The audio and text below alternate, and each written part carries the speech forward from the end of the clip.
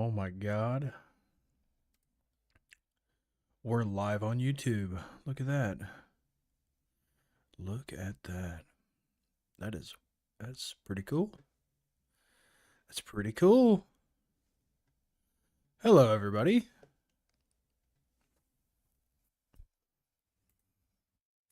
Look at me talking like there's anybody there. It's okay. I'm used to it. All right. How's it going? How's it going? Today we're going to be reading some spooky stories, okay? And I've collected these over the internet and I got some royalty free royalty free suspenseful background music to play while I'm reading my stories, okay? So, that being said, let's get into it. I'll pause every between stories. If there's anybody here by then I will talk to you. Okay? Cool. All right. And if you like what you are listening to, you like spooky content, I do spooky content, I do games, I do a little bit of everything. I'm trying to find a good home for live streaming. I would love to get into live streaming, but anyways, let's get into the stories.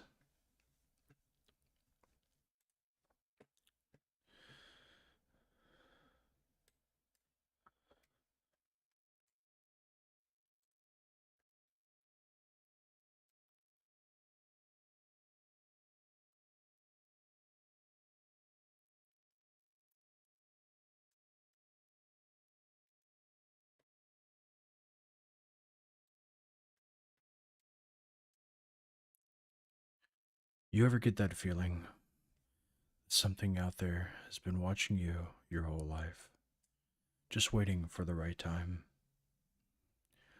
I used to think it was just paranoia until the night I found out it wasn't. It was late October, the kind of cold that bites through a jacket no matter how tight you pull it around you. I was driving home from work, taking a long back road as I always swore I'd stop using. The one night that ran the one that ran along the old Blackwood River. That stretch of road has no street lights, only the occasional reflection of my headlights, bouncing off the metal railings that lined the curve before the bridge. The trees on either side were tall and skeletal, their branches bending in toward the road, like they were whispering to each other. The bridge itself was old, stone archwork from God knows how long ago. It had a reputation, too. Folks in town told stories about people going missing there. Teenagers dared each other to walk across it at night, some coming back pale and tight lipped, swearing they heard footsteps behind them when they were walking alone. I never believed in any of that.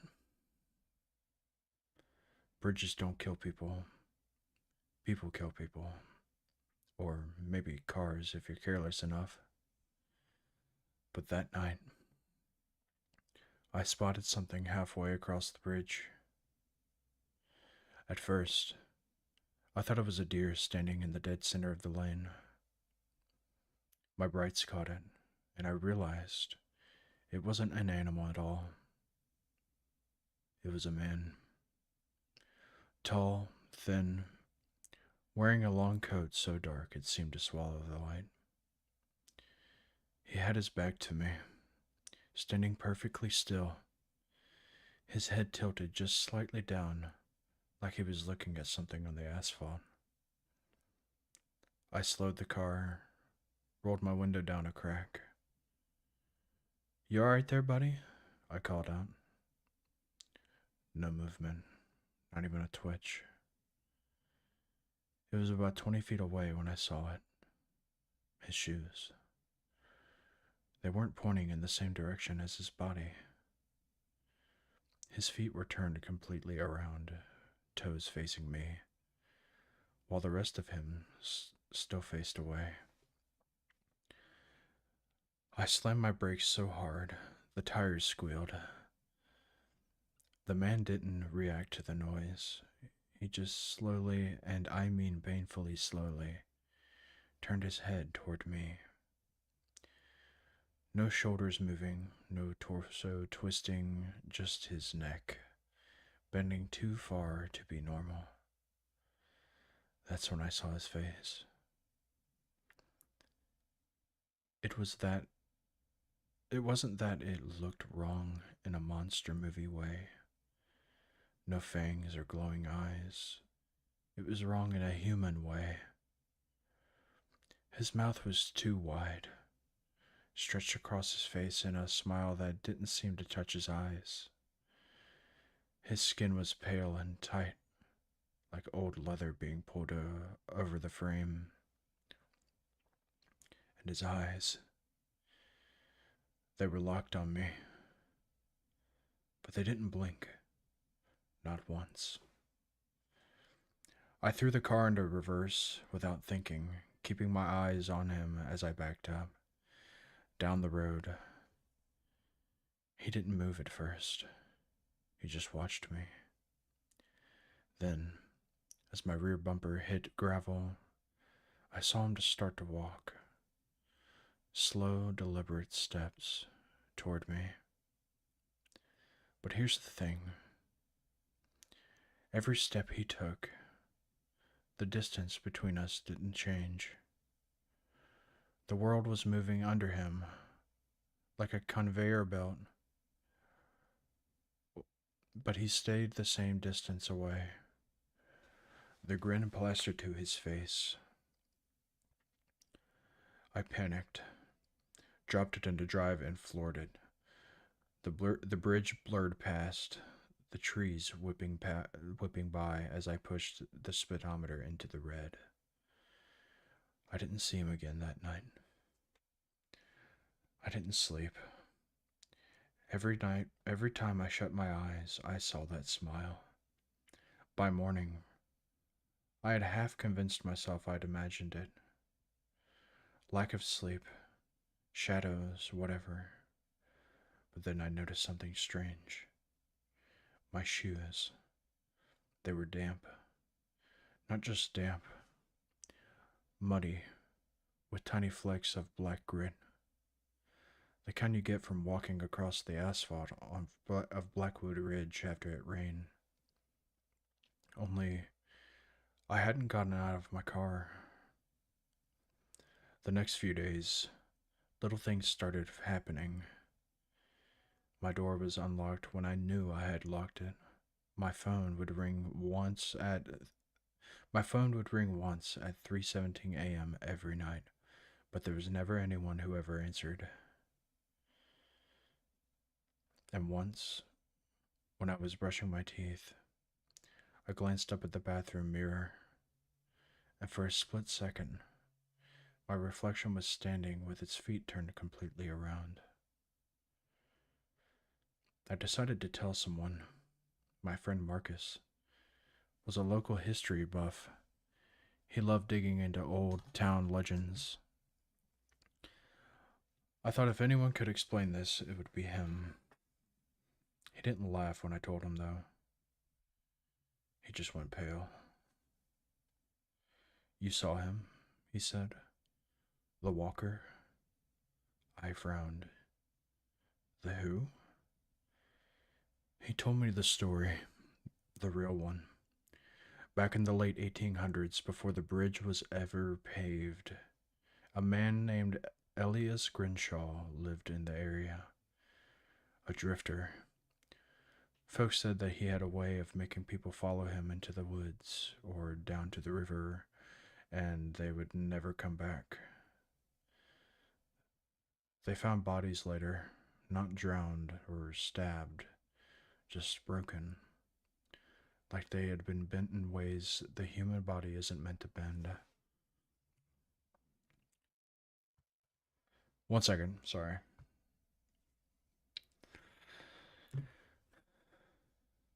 The sheriff went back then. The sheriff back then caught him on the bridge one night. Said his feet were facing the wrong way. Shot him dead right there. But that wasn't the end. Every few years, Marcus said, someone sees him on the bridge, and if you do, he follows you. Might be days, might be weeks, but when he catches you, he didn't finish his sentence. That was 3 weeks ago. Since then, I've seen him everywhere. In the background of a crowd at the grocery store, standing across the street from my office, head tilted, watching. Every time he's a little closer. I've stopped answering my phone, stopped leaving the house after dark, but I know it's not enough. Because last night, I woke up to the sound of my front door creaking open. And when I looked down from the top of the stairs, he was standing in my hallway.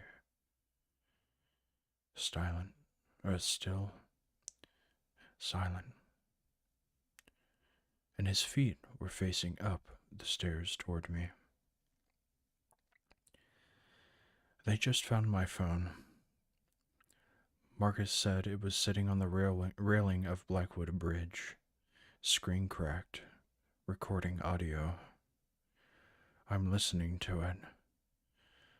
There's 37 minutes of footsteps, then a voice, my voice, whispering something over and over. The music is going crazy right now, I'm sorry. I'm almost turned around. That's the end of that story. What you think? I thought it was pretty cool.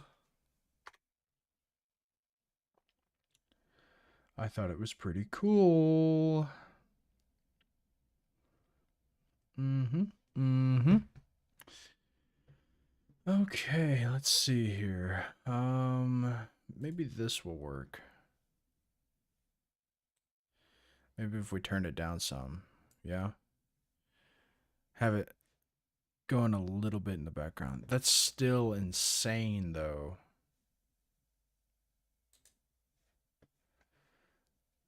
Ooh, here we go.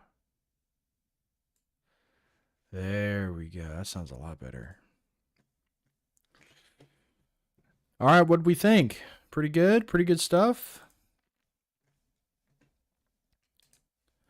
I thought it was pretty good. I don't know about you.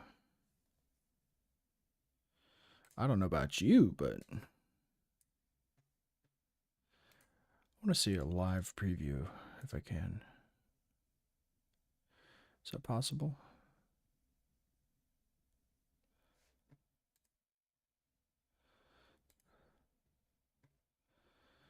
Is that possible? Oh, it is possible, I think. Yeah. Yeah, I want to hear myself too.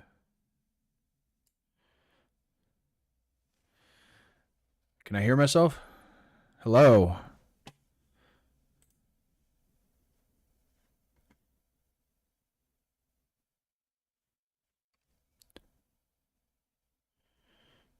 You can't even hear the music.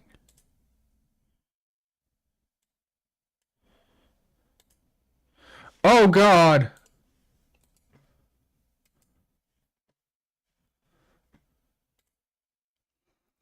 How delayed is that?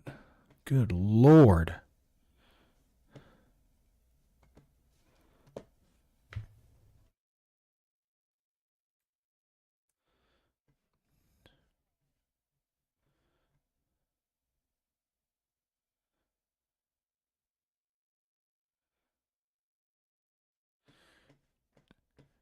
There's no music playing.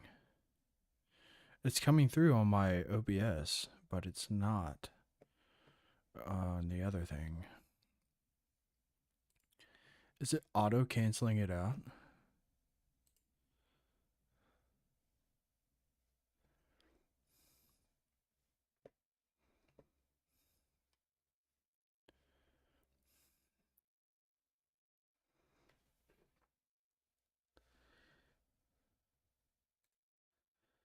Let me do that again.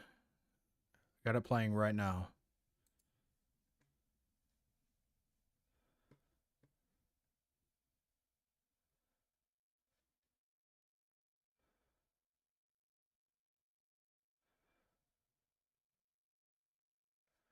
That is wild.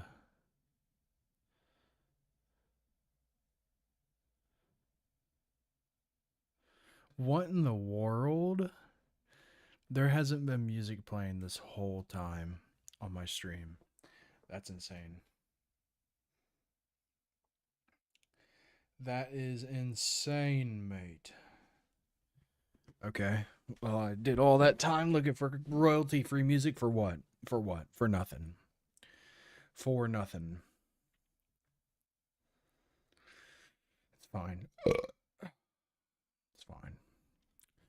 Okay, I just wanted to test out a YouTube stream anyways, so